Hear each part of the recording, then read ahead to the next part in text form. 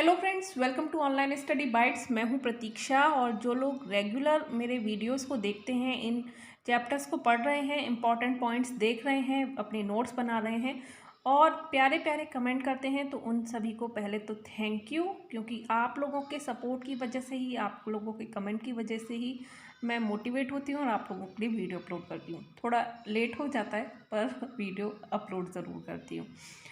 तो चैप्टर 11 है, कक्षा 8 की भूगोल की पुस्तक का। यूपी के गवर्नमेंट स्कूल में ये पुस्तक पढ़ाई जाती है और आपके यूपी टेट, सुपर टेट और अन्य एग्ज़ाम में बहुत मदद करती है। तो चैप्टर 11 आपदा एवं आपदा प्रबंधन कक्षा 8 की पुस्तक का आखिरी चैप्टर है और इसके बाद हमारी जो 8th क्लास की ज्योग्राफी है वो भी कंप्लीट हो जाएगी। तो 6, 7, 8 की कंप्लीट ज्योग्राफी आप देख सकते हैं। इसका अलग अलग मैंने क्लासेस वाइज जो है प्लेलिस्ट बना रखी है, तो प्लेलिस्ट सर्च करके आप देख पाएंगे। कक्षा 6, कक्षा 7 और कक्षा 8 की ज्योग्राफी। ऐसे ही हिस्ट्री है, ऐसे ही साइंस है और भी अन्य सब्जेक्ट के जो एससीईआरटी की बुक्स हैं उनको भी वीडियो मैंने अपलोड किए हुए हैं। तो आपदा और आपदा प्रबंधन, हम देखते हैं कि हमारे गांव या शहर में जब भी कभी बाढ़ आती है तो चारों तरफ अफरा तफरी मच जाती है। घरों में पानी भर जाता है, घर का सामान या तो नष्ट हो जाता है या बहकर कहीं चला जाता है। तो आपदा आप सभी भली भांति जानते होंगे क्या होता है, चाहे बाढ़ के रूप में आए, चाहे वो भूकंप के रूप में आए। ये सभी आपदाएं मनुष्य के जीवन पर, जीव जंतुओं पर, पेड़ पौधों पर, तो हमारे आसपास के बहुत सारे एरिया पर बहुत ज़्यादा बुरा प्रभाव डालती हैं। फसलें बर्बाद हो जाती हैं, ठीक है। और इन सभी कठिनाइयों से उबरने, यानी कि भविष्य से उबरने के में मनुष्य को काफ़ी समय लग जाता है। इसी प्रकार भूकंप आने पर भी मानव जीवन पर प्रतिकूल प्रभाव पड़ता है और भूकंप से भी जान माल का अधिक नुकसान हो जाता है। कई कई जीव, कई मनुष्य की मृत्यु तक हो जाती है। भूकंप, बाढ़ जैसी घटनाओं जिससे मानव समाज, जानवर और वनस्पति को बड़ी मात्रा में तथा तीव्र गति से हानि हो, इसी को क्या कहते हैं? हम आपदा कहते हैं। आपदाओं को हम हमेशा मनुष्य के संदर्भ में देखते हैं। आपदाओं की गहनता, तीव्रता और परिमाण का आकलन है उनके द्वारा की गई जनधन हानि के आधार पर किया जाता है। अब आपदाएं जो होती हैं दो प्रकार की होती हैं। पहली होती है प्राकृतिक आपदा और दूसरी होती है मानव जनित आपदा। प्राकृतिक आपदा आप समझ गए होंगे, जो प्रकृति के द्वारा आती है, प्राकृतिक घटनाओं के परिणाम स्वरूप जो होती है, उन्हें हम क्या कहते हैं? प्राकृतिक आपदा कहते हैं। इसमें भूकंप आता है, भूस्खलन आता है, ज्वालामुखी विस्फोट आता है, सुनामी आती है, चक्रवात, आकाशीय बिजली गिरना, बादल फटना, बाढ़, सूखा आदि, ये सभी क्या हैं? प्राकृतिक आपदाएं हैं। इन पर मानव का कोई भी कंट्रोल नहीं है, ये प्रकृति के परिणाम स्वरूप होती हैं। इनको रोक पाना मनुष्य की क्षमता के बाहर है, किंतु अतिरिक्त सतर्कता और कुशल प्रबंधन के द्वारा इनके दुष्प्रभाव को कम किया जा सकता है। प्राकृतिक आपदाएं न केवल जनधन को हानि पहुंचाती है बल्कि पर्यावरण के स्वरूप को भी प्रभावित करती हैं। लर्नर्स, आप सी टेट, यूपी टेट या state TET, REET, KBS, DSSS की तैयारी कर रहे हैं तो आप अनअकैडमी के प्लस को ज्वाइन कर सकते हैं। अनअकैडमी प्लस पर complete syllabus, unlimited practice test, unlimited PDF notes, regular doubt clearing session और साथ में learn from your favourite educators, complete exam preparation, exhaustive coverage of syllabus, free test series and weekly free mock test, ये सारी चीज़ें आपको Unacademy plus पर provide करवाई जाती हैं। और इस समय 80% का प्राइस ड्रॉप हुआ है अनअकैडमी का, तो 80% डिस्काउंट के साथ आप सी टेट, यूपी टेट और स्टेट टेट का सब्सक्रिप्शन प्लान ले सकते हैं, जिसमें आपके जितने भी टेट हैं, सी टेट है, यूपी टेट है, रीट है या कोई स्टेट टेट है, वो सारी चीज़ें आपको एक ही सब्सक्रिप्शन प्लान में पढ़ने को मिलेंगी। आपको हर एक बैच के लिए, हर एक एग्ज़ाम के लिए बार बार सब्सक्राइब नहीं करना होगा। तो 6 मंथ्स का जो कोर्स है न्यू प्राइस के साथ 699 और 12 मंथ्स का 899 है विद मॉक टेस्ट, और इसके साथ 10% का डिस्काउंट आपको और मिलेगा अगर आप मेरा referral code Pratiksha TET use करते हैं तो। DSSB, super TET, KBS, NBS, APS इनमें से किसी की भी तैयारी आप कर रहे हैं या सभी की तैयारी आप कर रहे हैं तो आप इस सब्सक्रिप्शन प्लान को चूज़ कर सकते हैं और यहाँ पर भी 10% का डिस्काउंट मिलता है। Pratiksha TET Shikhar a complete batch course on REET level 1 और लेवल 2 भी चालू हो रहा है और इसकी तैयारी 26 जून से आपको करवाई जाएगी।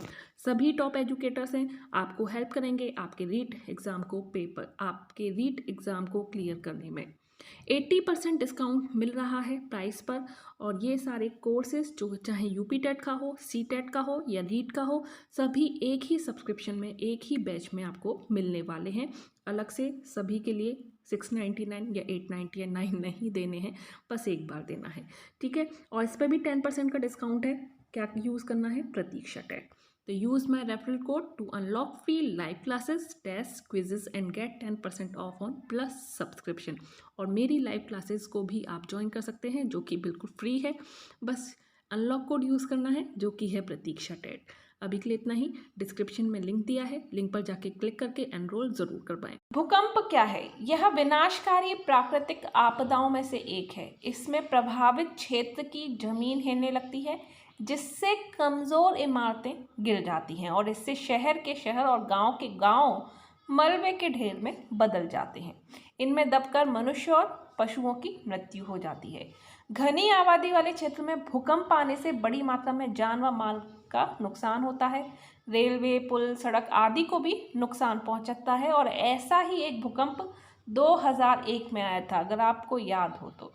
2001 में गुजरात राज्य के भुज में आए भूकंप से अत्यधिक जान माल की क्षति हुई थी।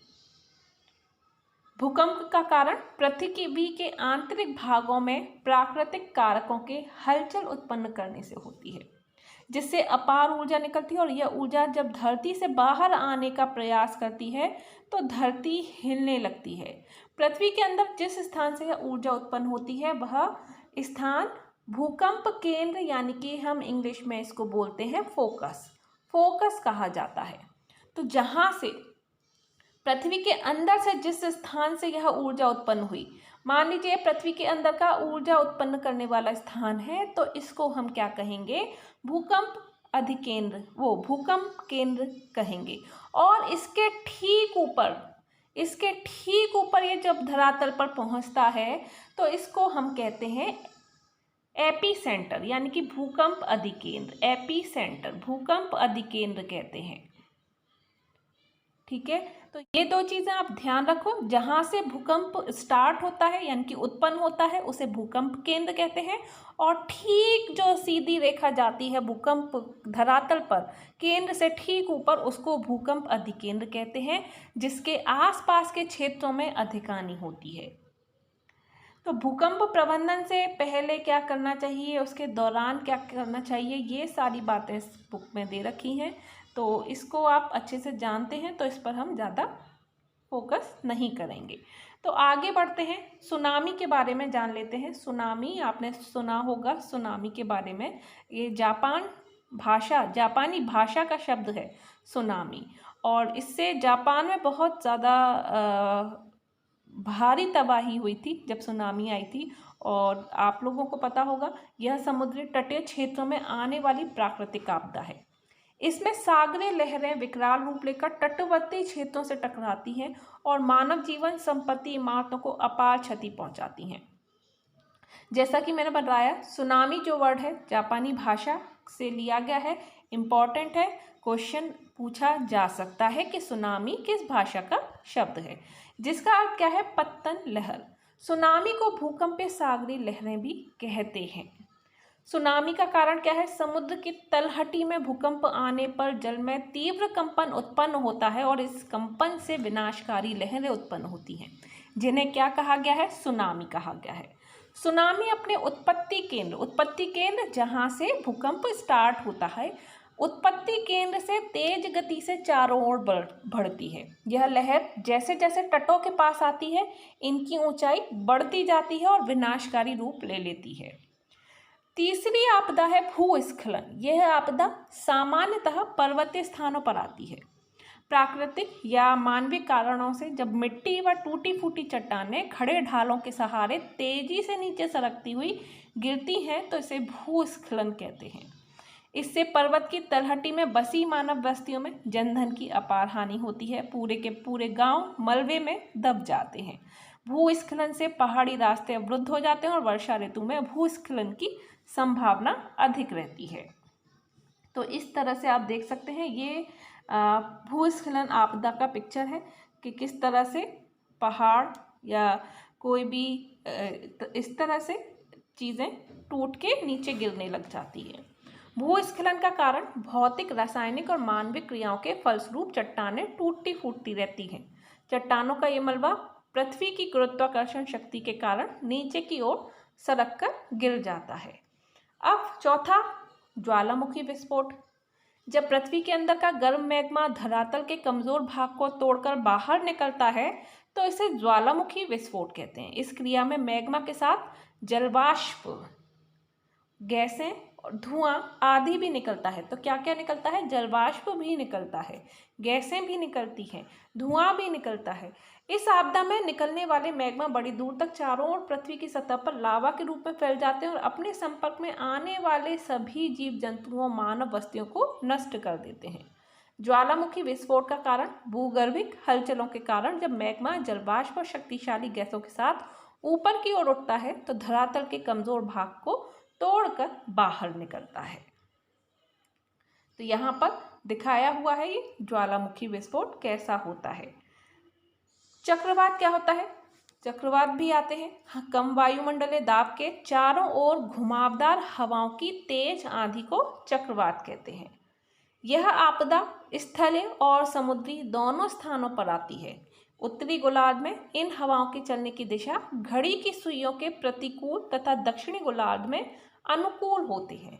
तो इन हवाओं का चलना आप कैसे ध्यान रखोगे? एस के आकार पर। एस ये आकार है। अब उत्तरी गोलार्ध, बीच में से एक लाइन कीजिए, ठीक है। बीच में जो ये लाइन है इसको हम इक्वेटर कहेंगे।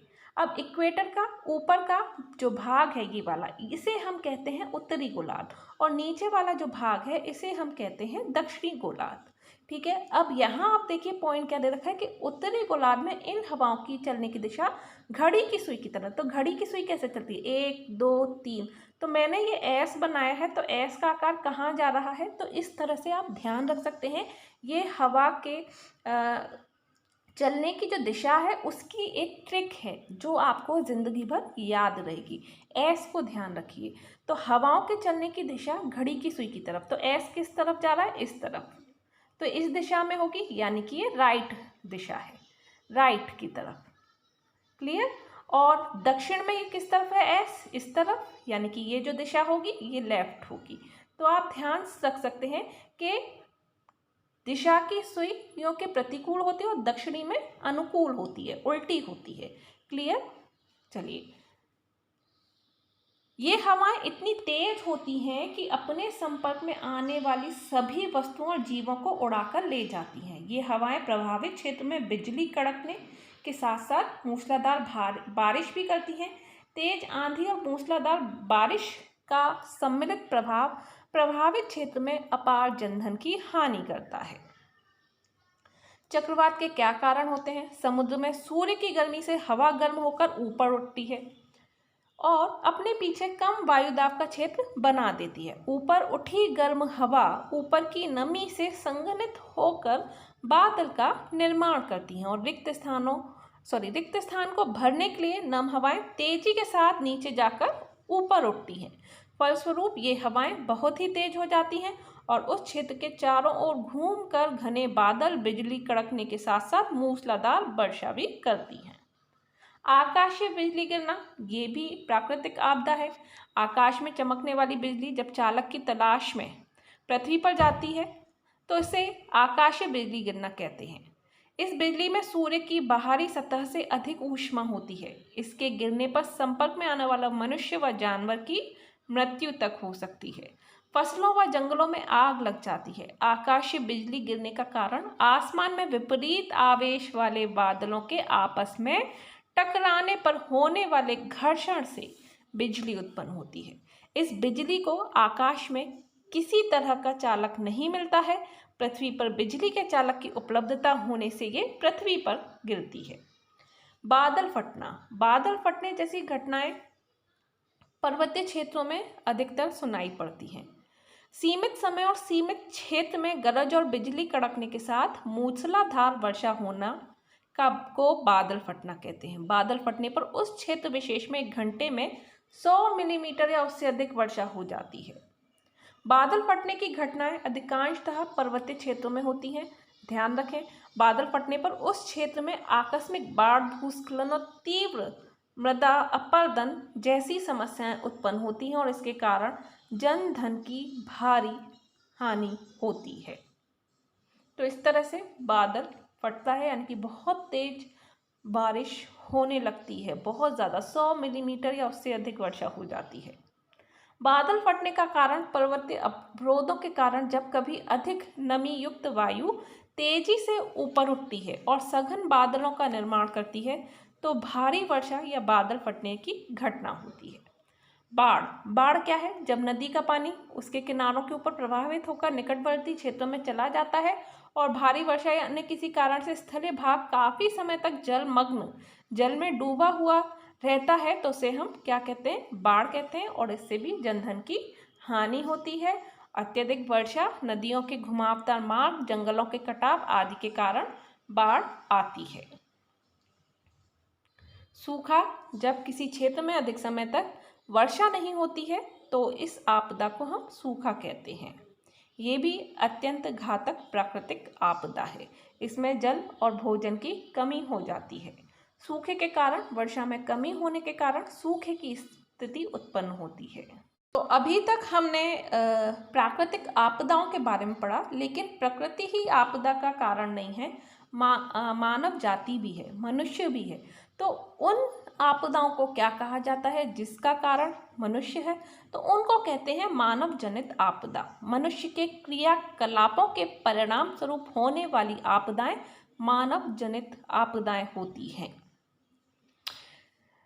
इनके घटित होने के लिए वास्तव में मानव ही जिम्मेदार है। जलाशय जनित भूकंप, मानव जनित भूस्खलन, त्वरित मृदा अपरदन, जहरीली गैसों का रिसाव, सागरों में पेट्रोलियम पदार्थों का रिसाव, नाभिकीय विकिरण, नाभिकीय विस्फोट, मानव जनसंख्या विस्फोट, महामारी आदि मानव जनित आपदाएं हैं और इनका प्रबंधन और नियंत्रण संभव है।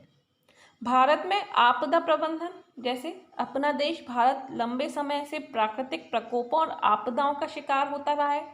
इन प्राकृतिक घटनाओं से व्यापक पैमाने पर जनधन की हानि होती है। भारत में आपदाओं के प्रबंधन हेतु राष्ट्र या राज्य स्तर पर कोई स्थायी व्यवस्था नहीं थी, परंतु ऐसी किसी घटना के उपरांत बचाव कार्य, राहत कार्य, पुनर्वास एवं पुनर्निर्माण की अस्थायी व्यवस्था की जाती है। ओडिशा के 1999 के चक्रवात, गुजरात के भुज में 2001 में आए भूकंप और 2004 में दक्षिण भारत में आई सुनामी के बाद भारत में आपदा प्रबंधन की स्थायी व्यवस्था की गई और अब इस समय इतनी बड़ी आपदा कोरोना के रूप में भी आई हुई है, तो ये भी एक मानव जनित आपदा ही कही जाएगी। राष्ट्रीय स्तर पर आपदा प्रबंधन की व्यवस्था से पूर्व 1999 में आए चक्रवात के उपरांत ओडिशा राज्य आपदा निवारक प्राधिकरण तथा 2001 में भूकंप के बाद गुजरात राज्य आपदा प्रबंधन प्राधिकरण का गठन किया गया। 2004 में आई सुनामी के पश्चात 2005 में संसद द्वारा आपदा प्रबंधन अधिनियम पारित किया गया। इस अधिनियम द्वारा 2006 में राष्ट्रीय आपदा प्रबंधन प्राधिकरण यानी कि national disaster management authority NDMA का गठन किया गया। इस अधिनियम के द्वारा आपदा के पूर्व एवं उसके पश्चात की अवस्थाओं के अंतर्गत आपदा पूर्व तैयारी, निवारण, बचाव और राहत कार्य, पुनर्निर्माण, पुनर्वास तथा रिकवरी कार्य की व्यवस्था की गई। इसके लिए राष्ट्रीय, प्रांतीय, जिला और विकास खंड स्तर पर संस्थाओं का गठन किया गया है। तो ये आप ध्यान रखें कब किया गया है NDMA का, 2006 में। तो ये था यहाँ पर हमारा लास्ट चैप्टर कक्षा 8 की भूगोल की पुस्तक का। उम्मीद करती हूँ सभी चैप्टर आपने पढ़े हों। अगर नहीं पढ़े हैं तो प्लेलिस्ट में जाके देखिए, आपको हर एक चैप्टर मिल जाएगा। और इम्पॉर्टेंट चैप्टर है, काफ़ी सारी जानकारी भी आपको मिली हुई होगी। अगर कोई डाउट है तो कमेंट में लिख सकते हैं। और मैं लाइव पढ़ाती हूँ अनअकैडमी पर, तो आप मेरी क्लासेस को भी ज्वाइन कर सकते हैं। डिस्क्रिप्शन में लिंक दिया है, एनरोल कर लीजिए। अभी के लिए इतना ही। Bye bye, take care.